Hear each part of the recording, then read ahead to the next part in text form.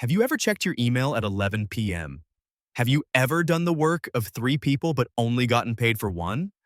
Have you ever felt like you couldn't say no because you were afraid of being labeled not a team player? If you answered yes to any of these, then this is the video you need to watch until the end.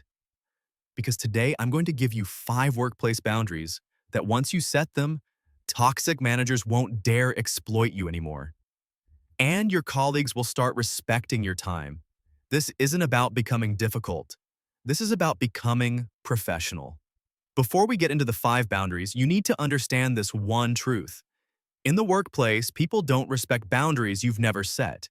They're not mind readers, and when you don't have boundaries, you automatically become the easiest person on the team to take advantage of. The problem isn't the workload. The problem is that you're teaching others how to treat you. Every time you say yes when you want to say no, you're setting a precedent, and that precedent will follow you throughout your entire career. So how do you change this? These 5 boundaries. Boundary number 1, you don't work unpaid overtime. Does that sound harsh? Well, here's a reality check. Your company pays you for 40 hours a week. Not 45, not 50, not whatever the project needs. If they need more output, they need more resources, or they need to pay you more money. Here's how manipulators in the office operate. They normalize overtime. They say everyone's doing it, it's just a busy season, the team needs you. But that busy season lasts all year long. The team needs you, but nobody mentions compensation. Your new rule, when a project requires overtime, you ask one of these 2 questions. Question 1, will this overtime be compensated with overtime pay or comp time? Question 2, if I'm unable to work extra hours, which priorities should we adjust? Notice how you're framing this. You're not saying, I don't want to. You're clarifying expectations.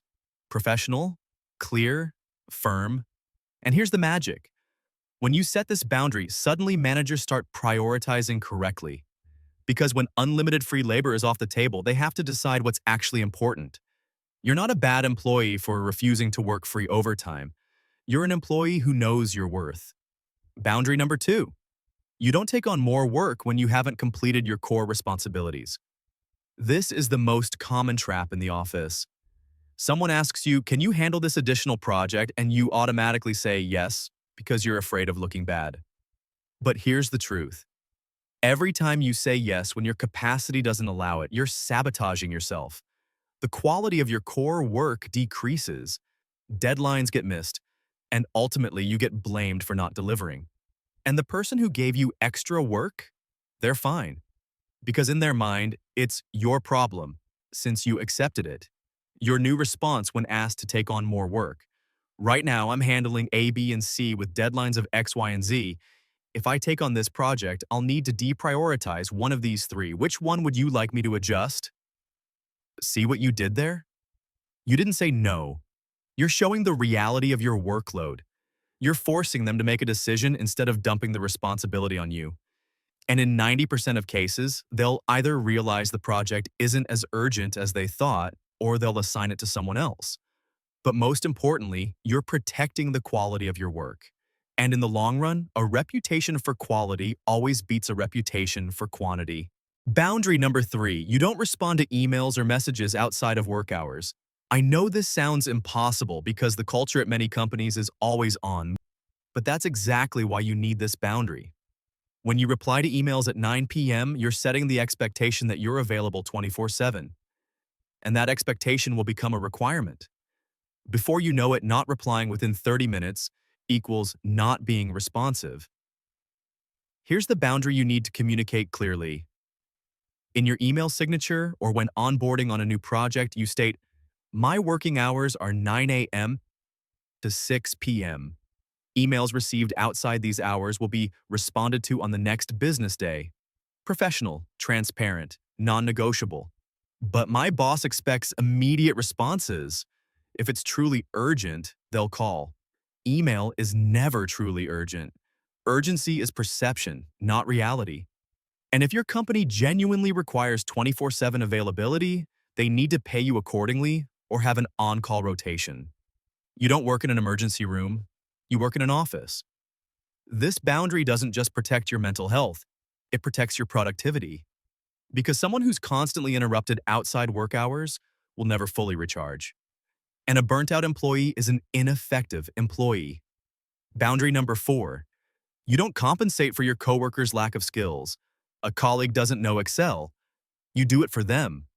Someone misses a deadline. You cover for them. Someone doesn't understand the process. You explain it for the 10th time. Sound familiar? This is the hardest boundary because it's disguised as being helpful. But here's the truth. When you constantly cover for someone else's incompetence, you're enabling mediocrity. And worse, you're normalizing underperformance. That person never learns because you're always their safety net. The manager never addresses the issue because the output is fine thanks to you and you. You're doing 2 jobs for 1 salary. Your new approach? Structured support. I can show you how to do this once. Next time, you'll need to handle it yourself. I can review your work, but I can't do it for you, oh. If you need training on this skill, maybe you should bring it up with the manager to arrange proper training. Notice you're still being supportive, but you're not becoming a crutch.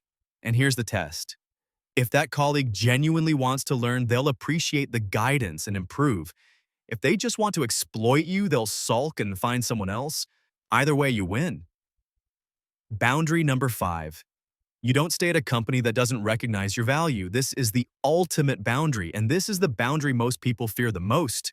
You've been at the company for 2 years. No promotion. No raise that keeps up with inflation. Every time you raise a concern, the answer is next year. The budget doesn't allow it. You need to be patient. But the hiring budget for new people? Always available. This is the reality of many companies. They invest more in acquiring talent than retaining talent. Because they're betting that you won't leave, that you're too loyal, too comfortable, too afraid of change, your boundary. You're willing to walk away, not out of anger, not to make threats, but out of self-respect. Start updating your resume even when you're not ready to jump ship. Go to interviews to know your market value. Network continuously. Because the moment you realize you have options, the power dynamic completely shifts. And when negotiation time comes, this phrase will change everything. Based on my contributions and the market rate, I expect X. If the company can't meet that, I'll need to consider other options.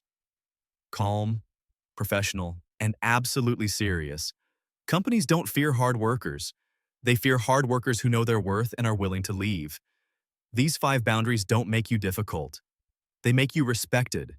Say no to unpaid overtime. Protect your core work. Guard your personal time. Don't enable incompetence and know when to walk away. You're not a robot. You're a professional with value, with time, with boundaries. And the moment you start treating yourself that way, everyone else will treat you that way too. You're not becoming cold.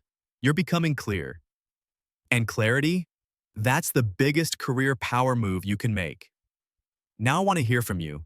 Which of these 5 boundaries is the hardest for you to set? Is it the overtime? The saying no to extra work? Or is it the big one, being willing to walk away? Drop a comment below and let me know which boundary you're going to start implementing this week. And if this video helped you see your workplace dynamics differently, hit that subscribe button. Because we're building a community of professionals who refuse to be taken advantage of, people who know their worth and aren't afraid to protect it. I'll see you in the next one.